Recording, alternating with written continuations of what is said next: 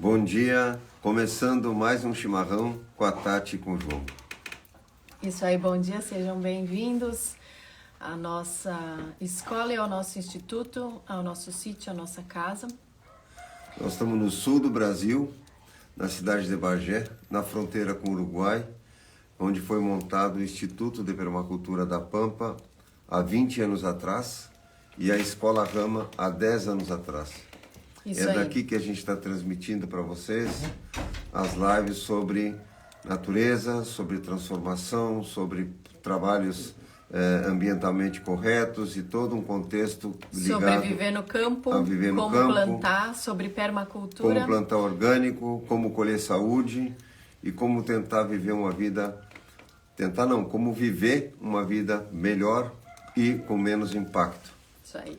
É por aí mais ou menos. É por aí mais ou menos e mais um pouco, então sejam muito bem-vindos a essa live e a esse espaço que está aberto. E tá frio aqui, parou as chuvas e agora tá bastante frio, deve estar 3 ou 4 graus, não sei quanto é que tá, mas tá bastante frio.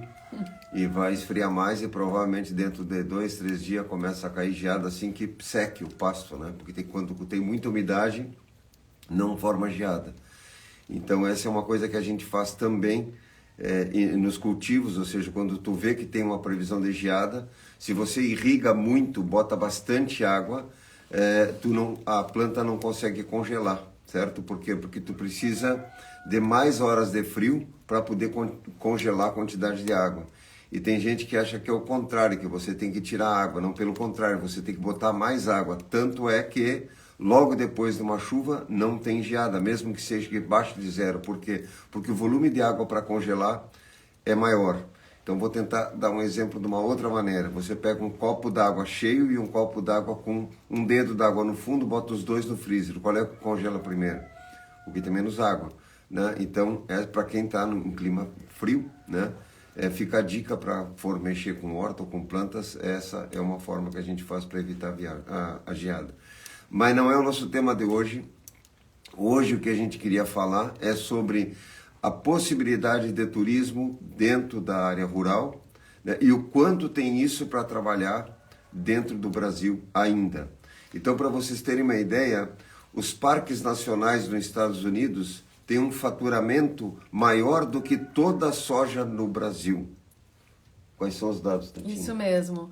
E não só, antes dos dados, não só o turismo, porque o Brasil inteiro recebe menos pessoas que o Louvre, aquele museu que fica na França. Então menos pessoas visitam o nosso país inteiro do que é visitado o Louvre lá na França. Um gato vai fazer uma bobagem, vou ter que tirar o O gato vai gato. fazer uma arte no vaso. Então, o que a gente está querendo dizer com tudo isso? Que na realidade tem um campo de trabalho muito grande, tem muito mais possibilidades do que falta de opções. E às vezes a gente está aqui achando que a gente não tem opção, não sabe o que fazer em nível individual, em nível de comunidades diferentes, ou seja, diferentes municípios, diferentes bairros e cidades, e em nível nacional, de mudar a situação, mudar a cara do que a gente vive, ou seja, viver de uma forma mais fácil, mais plena, mais abundante e financeiramente mais equilibrada. Ou seja, na realidade, a gente vive num lugar com muito mais oportunidade, possibilidade da gente organizar as finanças, organizar a produção, justamente porque falta essa organização.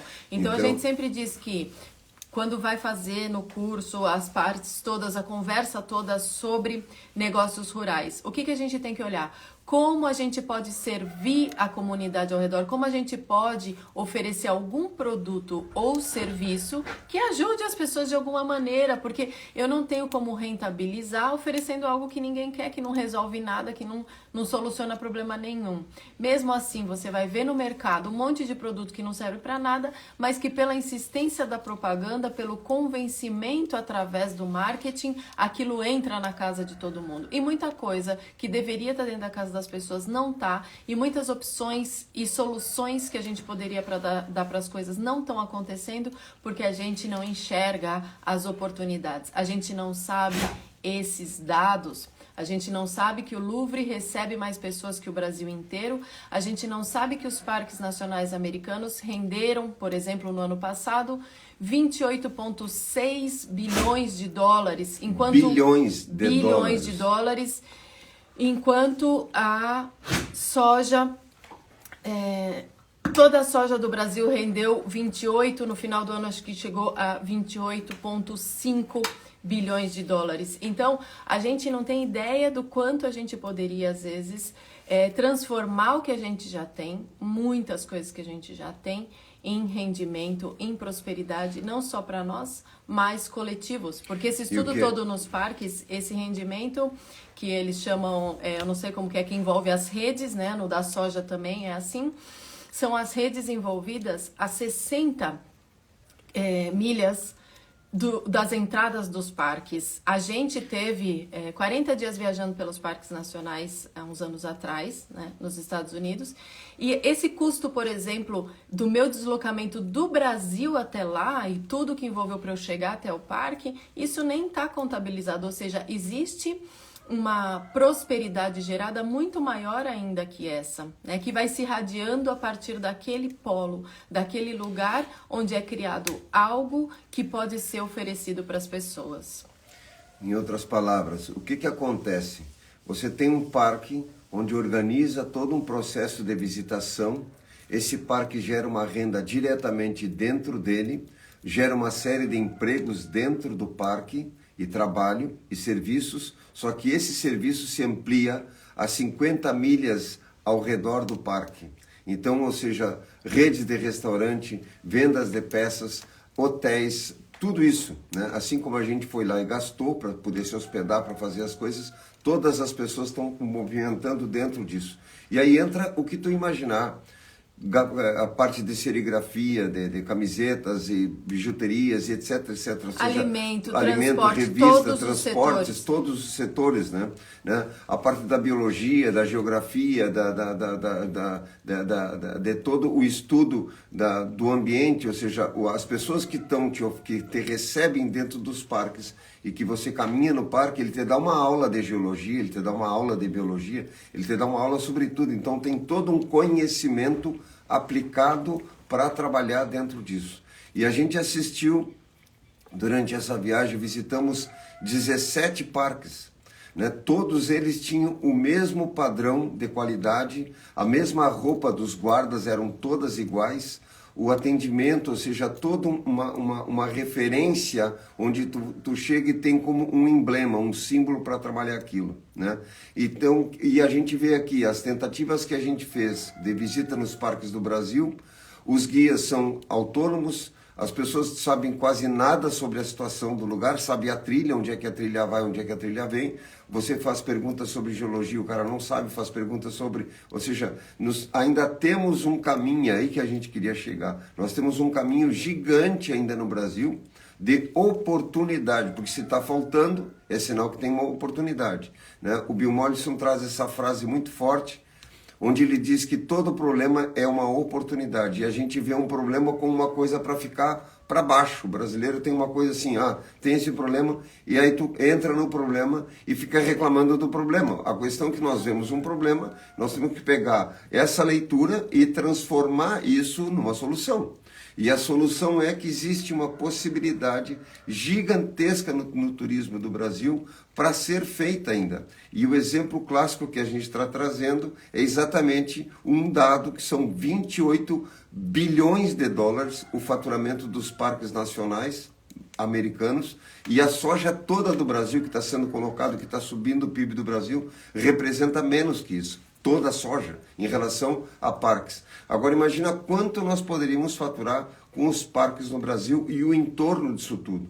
Aí vai desde uma pequena empresa que faz serigrafia a um sujeito que trabalha com qualquer coisa, vendendo pastel, fazendo qualquer coisa. Ou seja, essa distribuição que a gente fala de renda no Brasil, estamos sempre falando que precisa fazer distribuição de renda, e a nossa ideia quando se fala em distribuição de renda é que os ricos têm que dar para os pobres. É uma ideia equivocada isso. Ou seja, a ideia não é essa. O que nós precisamos fazer é distribuir serviços. É criar possibilidades para as pessoas fazerem coisas. E fazer a renda. E fazer a renda. Fazer E para fazer a riqueza, nós temos que entender que existe uma possibilidade de fazer essas riquezas.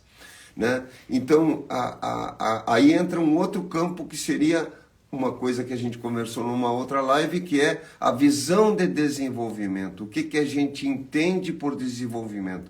O brasileiro tem que entender que existe uma diferença clássica entre crescimento econômico e desenvolvimento. São coisas diferentes. Existe uma possibilidade gigantesca de desenvolver coisas nas cidades. Então vamos dar um pequeno exemplo para situar. Durante o curso Viver no Campo, a gente trata numa parte do curso que são rendas, né? É outro nome que a gente botou, negócios rurais. Então, por exemplo, dentro de negócios rurais, onde entra várias coisas, vendas disso, etc, etc, tem a parte de turismo. Então, hoje, tu pega um sítio, tu pode fazer, e nesse sítio, além de toda a parte de produção, etc, etc, tu pode fazer só uma parte de visitação, com trilha, receber pessoas, lugar para acampar, lugar para tomar um banho, lugar para... N coisas, né?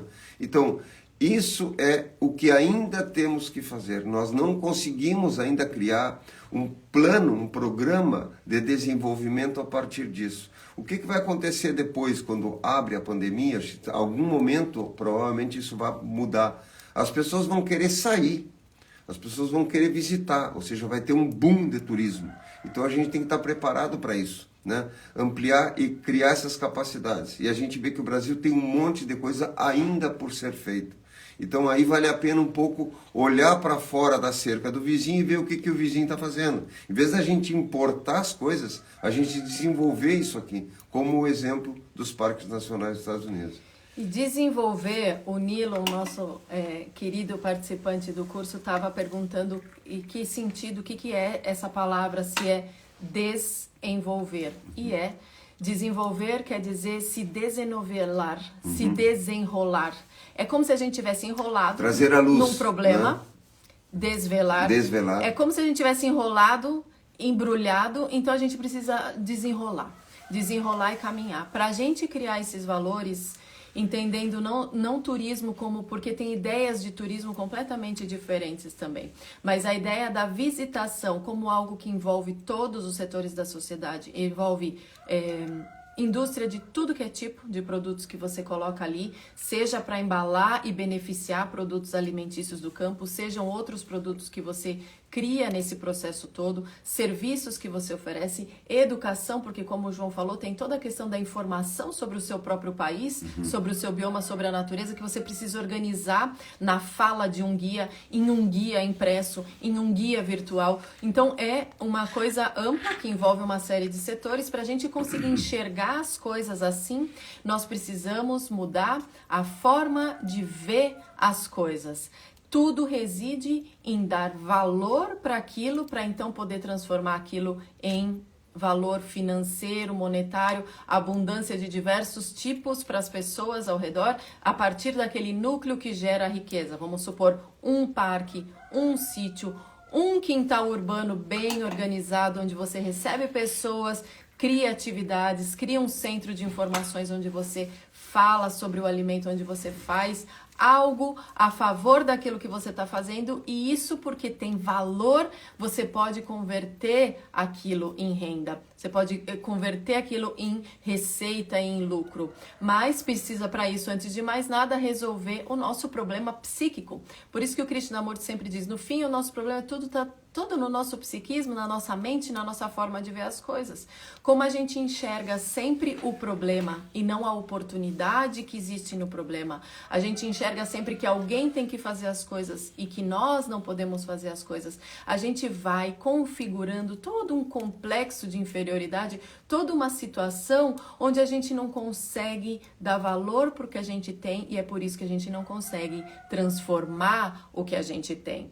Então, os Estados Unidos está lá concorrendo também com o Brasil na soja, passando na frente bastante, mas além disso, tem muitas outras coisas girando os mesmos ou mais bilhões do que um único produto.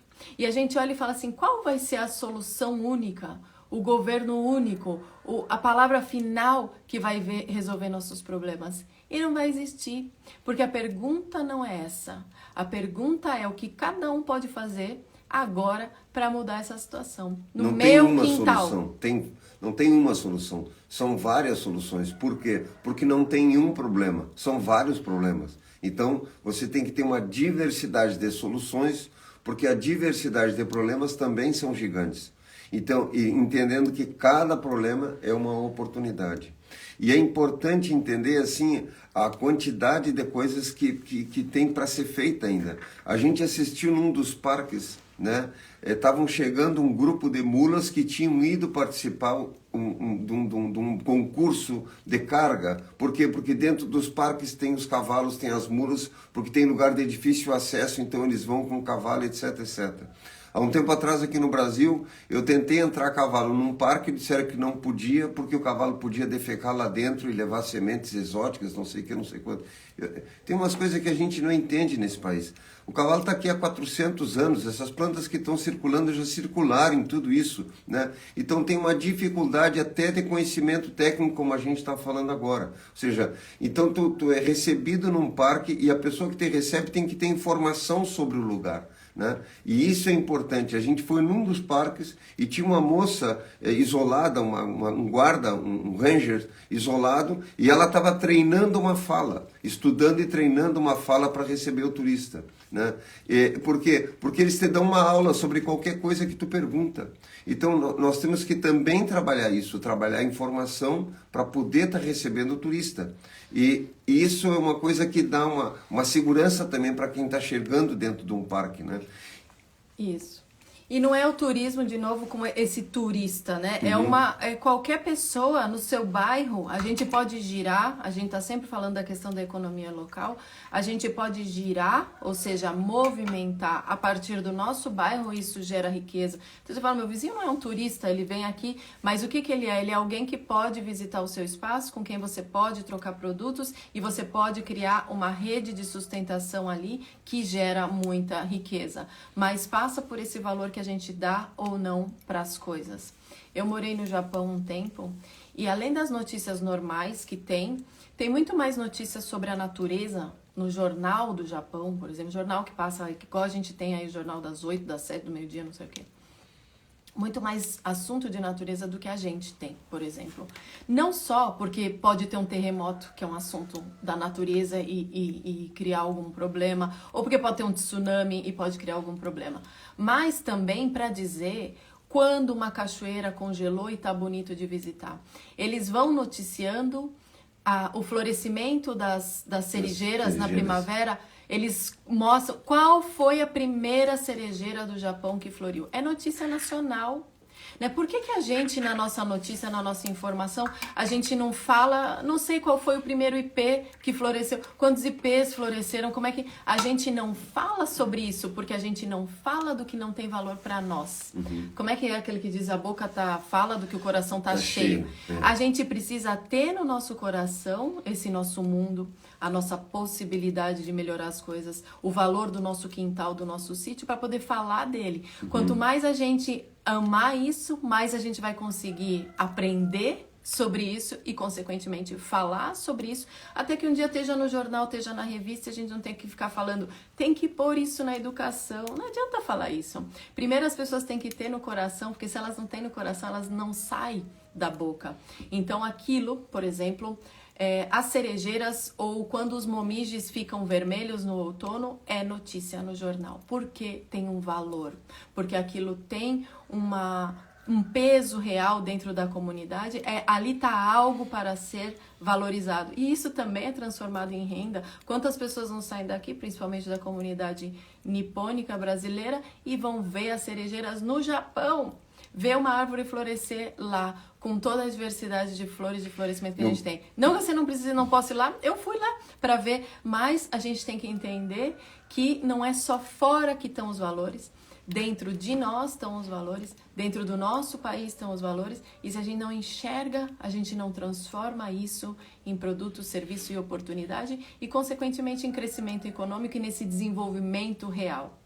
Agora há poucos um mês e pouco atrás, a gente foi a Ribeira, aqui perto, né? São 160 quilômetros de onde a gente mora, e tinha um ninhal de garças, né? Numa praça, praticamente dentro da cidade, com milhares, não eram centenas, eram milhares de garças. A gente ficou um bom tempo olhando e fotografando. Isso não sai no jornal. É interessante. É bem isso que a Tati está falando. Não tem uma notícia, não tem uma foto no jornal, não tem a data que aquilo aconteceu, porque no ano seguinte vai acontecer de novo. E a gente ficou maravilhado com aquilo. De tudo que a gente pensou em fazer, a coisa que mais a gente achou interessante foi ficar contemplando aqueles animais e tentando olhar e ver aqueles animais. A irmã da Tati é guia turística internacional, né? Agora ela está numa viagem na Amazônia que vai ficar 30 dias remando entre alguns rios. Sabe quem é que organizou toda essa viagem? Uma empresa norte-americana para fazer uma viagem na Amazônia. E nós estamos fazendo o quê? Nós temos 305 etnias indígenas. Nem se fala isso nas escolas, as pessoas não têm nem ideia que tem isso. Não. A gente não tem ideia do que é o corpo de cada um, a roupa de cada um, a arte de cada índio desses. A língua que eles falam, quantas línguas temos no Brasil. Cada tribo dessas fala pelo menos 4 línguas. Né? E o que a gente sabe sobre isso? Praticamente nada, não se fala disso, não tem uma notícia sobre isso. Né? A notícia é quando que tem sobre Índia, que houve invasão da terra deles, alguma coisa desse tipo, ou que matou algum índio e ponto. Então, ou seja, a gente enxerga, quando eu e a Tati temos conversado, que a gente enxerga assim, a quantidade de possibilidades que tem de assunto para esse país, para colocar num jornal, para valer a pena você se sentar e assistir. Nós faz mais de 10 anos que a gente não vê TV, porque não dá para assistir, porque é só desastre. Ou seja, não adianta eu ficar vendo notícia de desastre, já sei disso, eu quero soluções. Nós precisamos trabalhar soluções. E tem uma possibilidade gigante de soluções. O fato é, como o exemplo que eu estou dando agora, que uma empresa de fora do país está promovendo o turismo aqui dentro e contratando pessoas, às vezes, daqui mesmo, para fazer esse serviço. E a maioria dos turistas que estão indo nessa viagem que ela está organizando são todos de fora também. Praticamente não tem brasileiro. Ou seja, e nós temos uma Amazônia aí para ser vista, para ser visitada, o Jalapão e por aí vai, a Chapada dos Guimarães, Chapada dos Veadeiros, ou seja, existe uma infinidade de coisas. E fora isso, o sítio das pessoas. Né? Servir um café colonial, fazer um passeio, ver como é que ordenha uma vaca, ou como é que... Enfim, 1000 coisas dá para ser criada ainda, né? Então a gente vê que tem um universo de possibilidades e que as pessoas não estão vendo. O pior, estão desmerecendo. Estão sendo indiferentes. Por que a gente fala roça e acha feio e acha jeca? E por que não mostra ordenhando a vaca? Porque a gente não dá valor para isso, acha que é uma coisa menor e que, portanto, não tem que ser vista, que tem que ser escondida, que isso tem que ser, aquilo. Então aí o que a gente faz? As estribarias são feias. Tudo é atirado, tudo vai ficando degenerado porque a gente não dá valor. Você vai lá na Suíça, o que é um suíço? A gente tem um amigo que mora na Suíça e ele fala assim, no fim, o que é um suíço? Ele é um criador de vaca. Ele é um criador de vaca e ele sempre fala, porque sempre está na notícia da Suíça, também sempre se fala. A base da Suíça é uma base agrícola. É dessa base agrícola e do valor que se dá para isso que se construíram os processos industriais e de serviços que geram toda aquela riqueza, sem anular depois todo o processo agrícola, mas somando e acrescentando com isso. Então a gente fica louco de ver lá o quanto de ferramentas antigas, agrícolas, estão preservadas do lado da empresa, do relógio mais tecnológico que tem. Por quê? O relógio super tecnológico que mais vende no mundo está lá porque o garfo do agricultor, sobre o qual o país foi construído, também está lá. E é bonito, é bonito. Então você tem 450 mil fazendinhas de leite para ir lá olhar como é que ordenha uma vaca. A gente, o que é Minas Gerais por ordenhação de vaca, produção de leite, e onde é que a gente coloca isso como imagem e como valor? Só, às vezes, no próprio leite, vendido cru, ou agora ainda tem mais um processo de queijo mais beneficiado e tudo mais, mas a gente não entende ainda o valor em si daquela atividade que está acontecendo ali no campo, a pessoa que senta e vai ordenhar todo dia, a pessoa que vai lá, planta, colhe aquilo, corta. Então, desde aí a gente tem que começar a enxergar a oportunidade de desenvolvimento real, ou seja, de se desenrolar desses nossos problemas todos para conseguir dar soluções reais. E essas soluções reais são locais, elas são diversificadas, elas são pequenas, elas não são o grande, o macro da escala, elas não vêm do governo, elas vêm de cada um de nós começar a fazer as coisas. Por isso que a gente compartilha isso. Pega seu quintal e transforma e começa a cobrar R$1 para as pessoas entrarem no seu quintal e olhar o que tem ali, o que você faz. Ou vender o que tu tá produzindo. E aí ali você vende uma hortaliça, ali você comercializa o mel do seu amigo que não tem onde vender, você leva para o seu quintal, qualquer coisa. E isso dá para fazer, a gente que não vê a vida na cidade como uma vida muito salutar, dá para fazer até na cidade, trazendo natureza para os espaços, trazendo natureza para a consciência das pessoas. E o que vem da natureza? A nossa primeira produção primária, depois o nosso beneficiamento e depois a gente vai indo, mas tudo isso tem que estar permeado dessa visão do valor que isso tem, senão a gente não é capaz de transformar, porque a gente não enxerga o como fazer isso. E a essência toda é mudar o olhar. Todo o tempo que a gente trabalha nos cursos, a gente fala isso para as pessoas, ou seja, as coisas estão aí, o rio está aí, as árvores estão aí, os animais, as estradas, o céu, está tudo aí. Como é que eu olho isso de uma forma diferente? Essa que é a questão. Ou seja, é mudar o olhar e não se acostumar com o que está ruim. A gente acaba se acostumando com o que está ruim, reclama, mas se acostuma com o que está ruim. Então você tem que fazer uma mudança, e essa mudança começa pela informação. Por isso que a gente diz que informação organizada é recurso, ou seja, o primeiro recurso que você reúne para fazer uma ação é a informação. Eu organizo essa informação. Eu vou fazer uma viagem, eu tenho que saber o destino, onde é que eu vou, a distância, o combustível, etc. Toda a energia que eu vou gastar para chegar no lugar. Então, primeiro eu organizo isso. E aí depois eu parto para isso. E então, o primeiro passo é organizar essa informação. Informação organizada é recurso, repito. E aí então você vai ver, a hora que tu começar a analisar o quanto tem de coisas para colocar ainda, para disponibilizar ainda, é gigantesca. Por quê? Porque falta tudo, né? Nós não temos, tudo está vindo de fora. Né? E aí entra em todos os setores. O Brasil não fabrica carro, tem montadoras, mas não fabrica.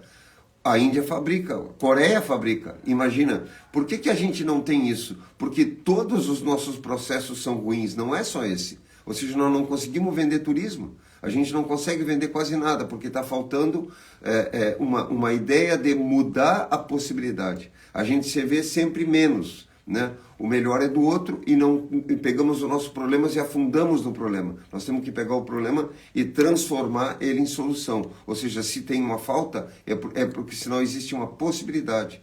E essa possibilidade pode ser construída. E para ser construída, precisa de informação. Então aí nós precisamos entender o problema para poder resolver o problema. E aí a gente começa a se desenrolar. Mas a verdade é que isso começa na gente. Porque a gente fala dos processos coletivos, óbvio que o coletivo soma um montão que fica assim grande e aí a gente enxerga, né? Quando o problema tá grandão é que a gente enxerga, mas quase nunca a gente enxerga aonde é que o problema tá nascendo. E seria muito mais fácil cuidar do problema quando ele tá nascendo. Permacultura é enxergar isso. O Biomolly organizou todo um método onde a gente vai criando sempre a partir da fonte as soluções. E pega o que é o caos, entende onde é que ele nasce e já não faz as coisas a partir do processo caótico. Então, o que a gente não enxerga? Que essa coletividade que todo mundo fala, ela é feita de uma soma de indivíduos. E vocês estudem história desde a época de Abraão e da época de Hermes Trismegisto, para ver se foi o coletivo que mudou as coisas ou se foram indivíduos muito comprometidos que convenceram ou acabaram sendo exemplo para outras pessoas e aí isso mudou as coisas. Então é um discurso muito feio quando a gente fala que é do grande que vai o pequeno mudar. Não, a partir do nosso núcleo pequeno é que a gente cria toda essa coletividade e muda todo esse grande. Então onde que começa a desvalorização? Eu não sei qual é o meu valor, eu não sei o que eu faço de bom, Eu também não sei o que eu faço de ruim para poder melhorar. Então, como é que eu formo coletividade que constrói as coisas? Então, por exemplo, tem um monte de gente em casa que pode fazer um monte de coisa com o próprio talento e esse talento tá parado. E às vezes parece que um talento que, né? Por exemplo, quando o João estava montando a Bionatur, parece que tudo é sobre produzir as sementes, mas não era só sobre produzir as sementes. Era sobre criar o rótulo. Como é que eu crio um nome? Como que vai ser, que cola que eu vou usar naquele pacotinho? Como é que vai ser o pacotinho? Ou envolvi um monte de pessoas e coisas que não estavam diretamente ligadas ao campo e sentiam que não tinham aquela aptidão, mas que podiam colaborar em outras partes do processo. Então, primeiro, qual é o talento? Qual é o valor? O que eu sei fazer? Ah, eu só sei contar. Bom, tem muito trabalho para quem sabe contar. Bom, eu só sei costurar a mão. Tem muito trabalho, a gente vai fazer agora encadernações manuais, a gente vai fazer...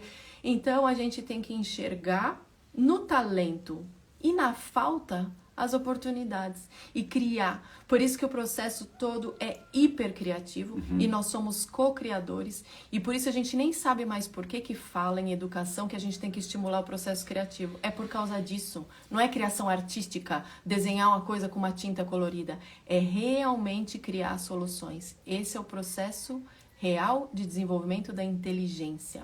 A inteligência é feita assim, feita com essa criação de solução a partir do que você tem. Agora, sem enxergar o que tem, sem dar valor, sem saber o que pode fazer, como pode ajudar, vai ficar gritando, ah, me ajuda, ah, quem me dera. Ou né? esperando pelo governo. Ou seja, não dá para esperar pelo governo. Essa coisa não dá, porque nós somos o governo. Para ter um governo melhor, nós temos que mudar, cada um tem que mudar. E não é um discurso isso, é uma realidade isso, né? Ou seja, as pessoas têm que mudar individualmente para se criar um coletivo que mude. Ou seja, esse é que é o ponto, né?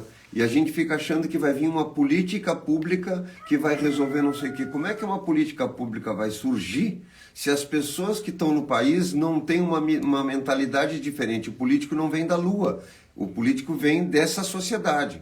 Ou seja, e se essa sociedade não oferta isso, se na escola não falaram disso, se o cara não sabe a quantidade de etnias que tem no Brasil, não sabe das línguas, não sabe dos parques, não sabe da natureza, não tem noção de turismo, não tem como nós sair disso, porque isso não sai da escola. E a gente fica na escola aprendendo a decorar coisas para cumprir prova. E nós estamos com um método de educação que eu não sei até quando vai para se entender que não funcionou. Esse método não funciona. Se funcionasse, o país estava dando um outro salto. Então, está faltando uma base. Quando se fala assim, toda a campanha política fala que tem que melhorar a educação, a saúde, não sei o que, não sei quanto. A pergunta que a gente faz é assim, de que educação eles estão falando?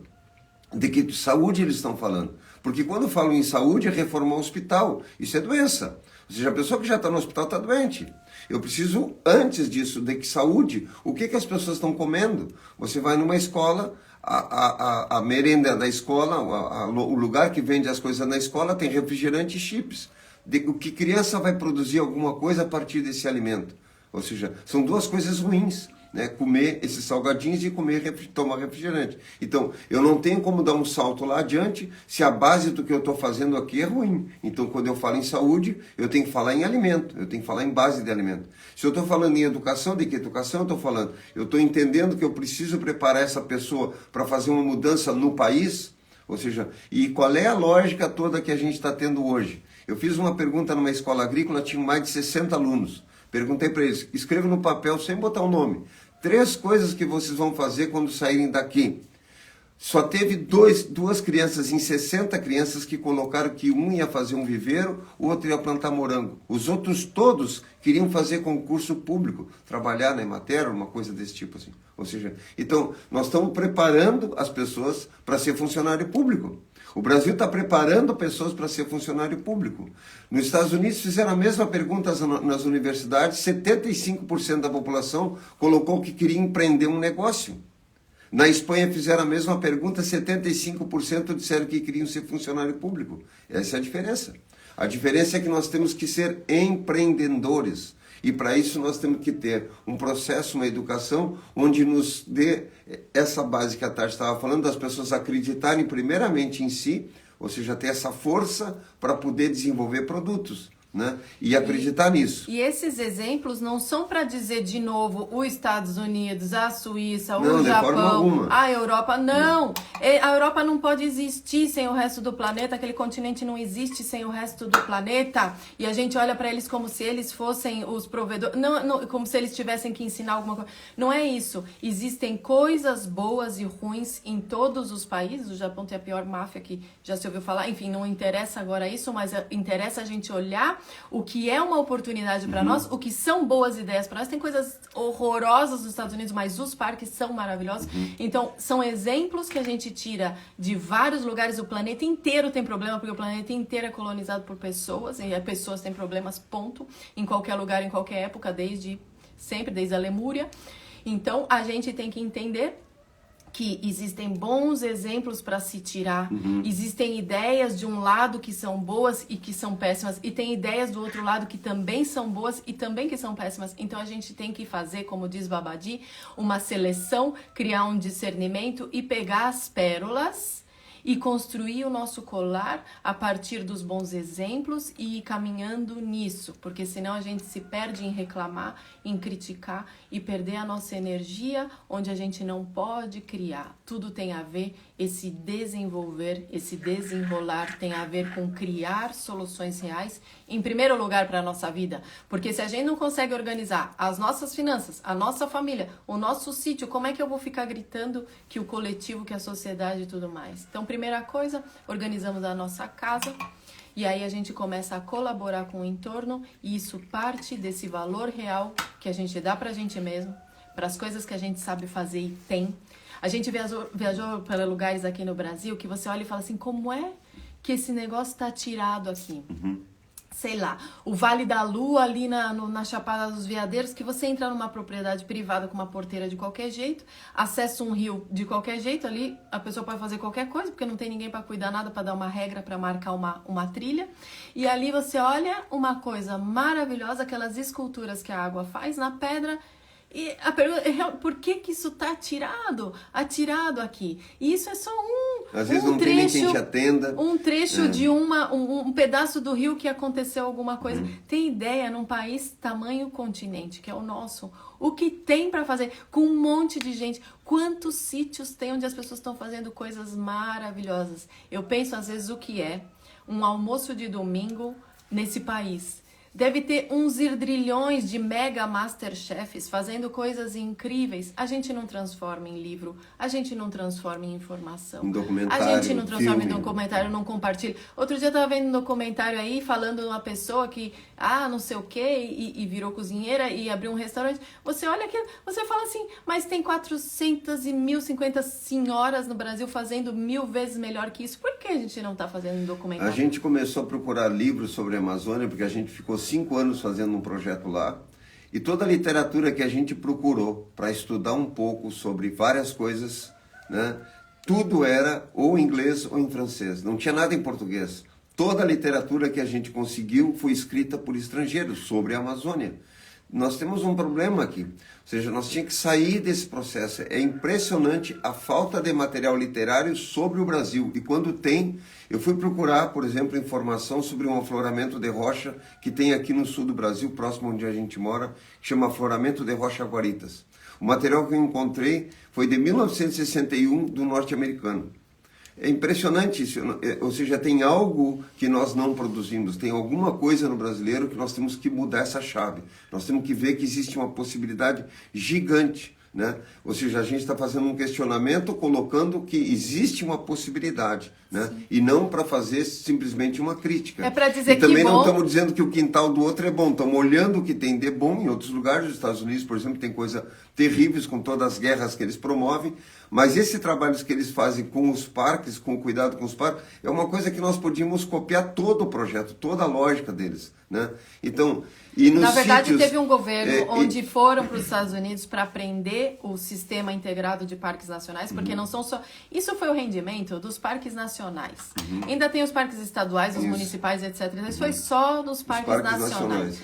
Então, e foram lá para ver o sistema integrado de gerenciamento dos parques para tentar estabelecer isso aqui. Então tem até pessoas tentando fazer as coisas, né? O Lutzenberg foi ministro desse país, tentou fazer muitas coisas, mas o que a gente tem que entender? Que essa instância é aquela instância de representação, entre aspas, do coletivo, e a gente não pode mudar o coletivo, a gente pode mudar a gente e somar nesse coletivo o mais que a gente pode, e que não tem como apontar o dedo na cara de ninguém sem ter feito a própria parte antes, porque senão isso é um discurso falso que não tem poder nenhum de transformação, poder nenhum de repercussão.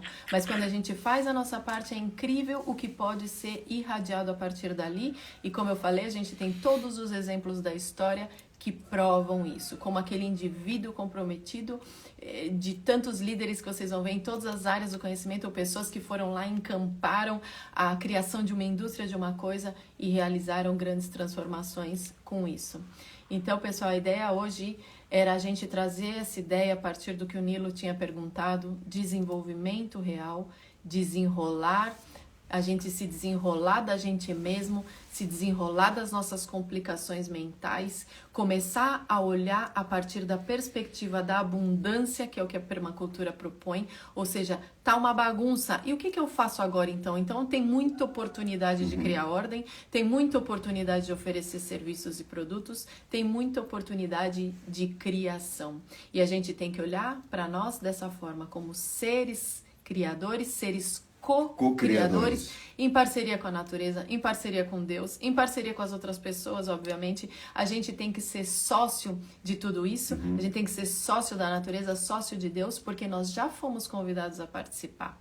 Falta é a gente se levantar, ou sentado mesmo, participar de alguma maneira de tudo isso, partindo do que a gente tem agora. Então, quando a gente trabalha em formação aqui no Instituto, com a escola, com os cursos, o que você tem aí no seu terreno? Onde é que você está? Quais são as o que você sabe fazer? E aí, a partir daí, a gente cria o nosso mundo e cria também o mundo ao redor. Era isso, pessoal, por hoje.